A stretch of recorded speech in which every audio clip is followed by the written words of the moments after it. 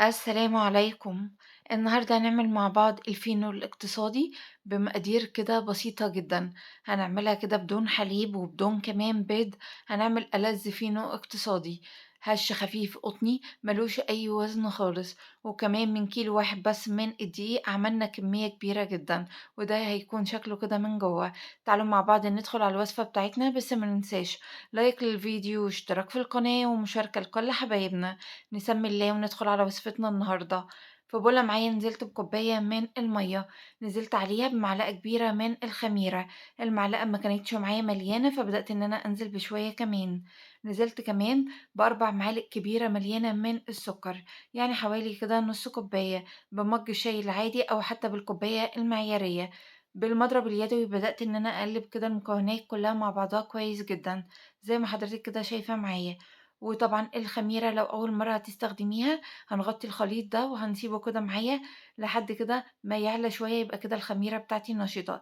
لو ما علاش يبقى كده الخميرة بتاعتنا فاسدة، نبدأ إن إحنا نجيب نوع تاني علشان طبعًا ما نبوظش كده المكونات كلّها. في الوقت ده كده نزلت بنُص كوباية من الزيت، بدأت إن أنا أقلّب كده المكونات مع بعضها كويس جدًا، ونزلت كمان بمعلقة كبيرة من الخل الأبيض. قلّبت كده مع بعض المكونات السايلة معايا كويس جدًا. وفي الوقت ده كده تعالوا يالّا مع بعض نحضّر خليط المواد الجافة. أنا معايا كيلو من الدقيق، نخلته كويس جدًا، نزلت عليه بنُص معلقة كبيرة من البيكنج باودر، ونزلت كمان برشة كده من الملح الأبيض، والبيكنج باودر هو خميرة الحلويات.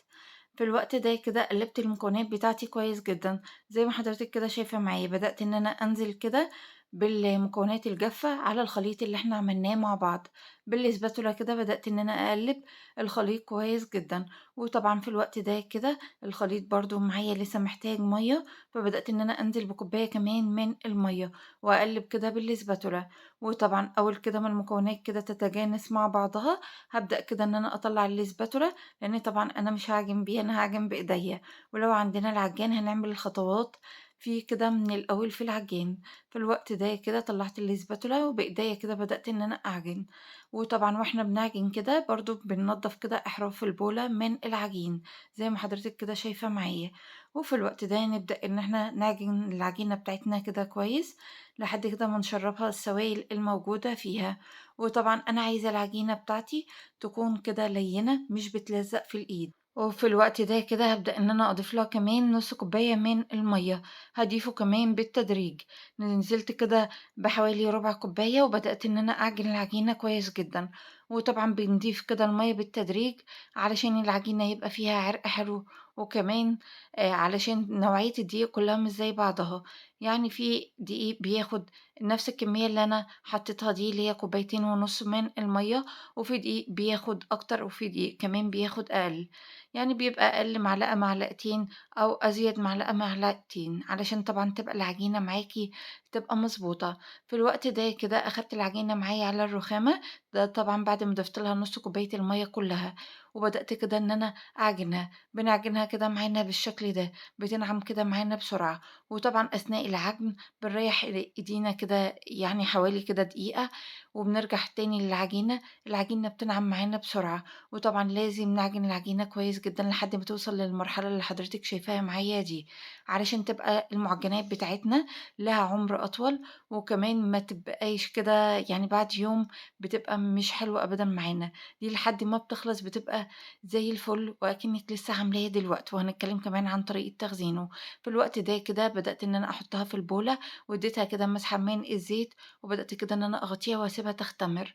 سِبتها كده معايا على الرخامة، أخدت معايا حوالي ربع ساعة، كانت معايا بالجمال ده. في الوقت ده كده بدأت كده إن أنا أنزّل الخميرة بتاعتها، وأبدأ كده إن أنا أطلّع العجين كده من البولة.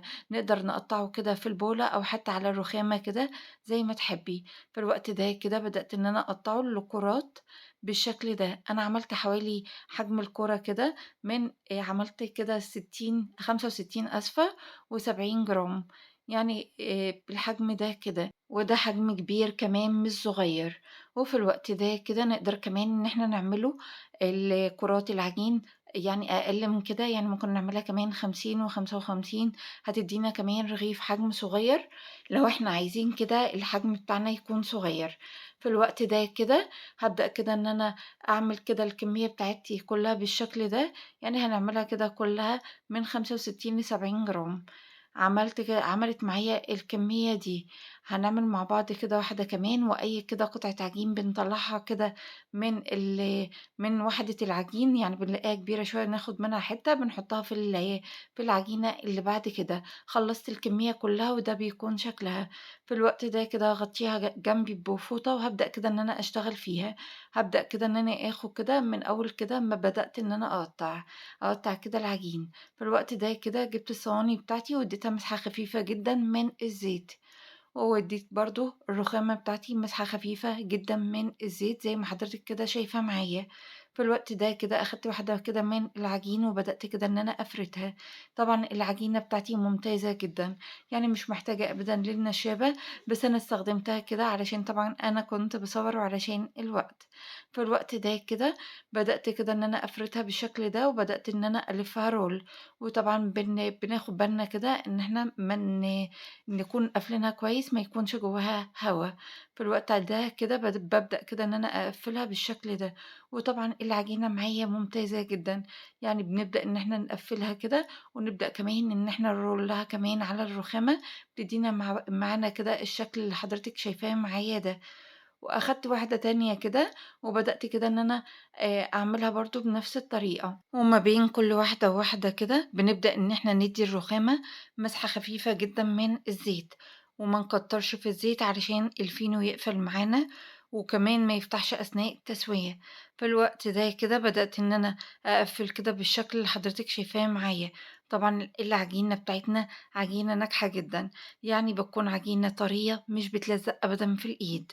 وطبعًا لو فيها سِنّة تلزيق خفيفة، دي بتكون برضه بتدّينا نتيجة برضه حلوة، يعني أهم حاجة برضه بنعرف نبُطّها ومش بتلزق في إيدينا أوي.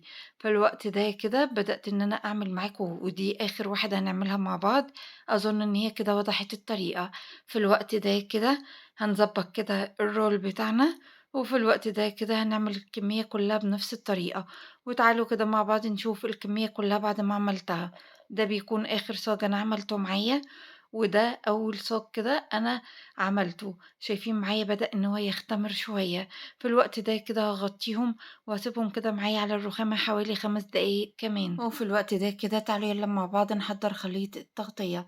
معايا صفار بيض ومعايا كمان باكت من الفانيليا ومعلقتين كبيرة من اللبن.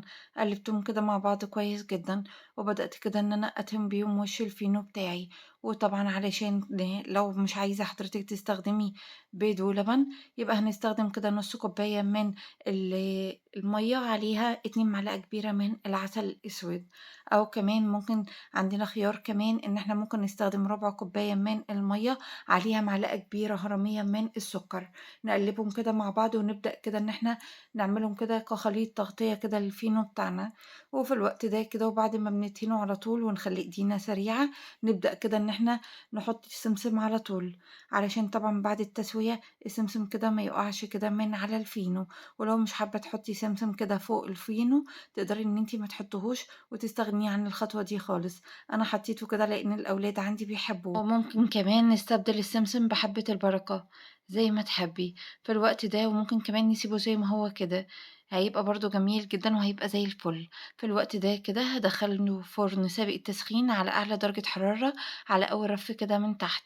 أول كده ما ياخد اللون الدهبي بابدأ إن أنا أشغّل الشواية على الهادي كده لحد كده ما بياخد اللون معايا. وطبعًا بياخد مدة تسوية قد إيه، حوالي 10 دقايق مش أكتر من كده. لو كتّرنا عن كده يعني يبقى دقيقة أو دقيقتين بالكتير، يعني ما يزيدش لمدة التسوية عن كده عشان طبعًا ما ينشفش معانا. وبنعلّي الفرن على الآخر.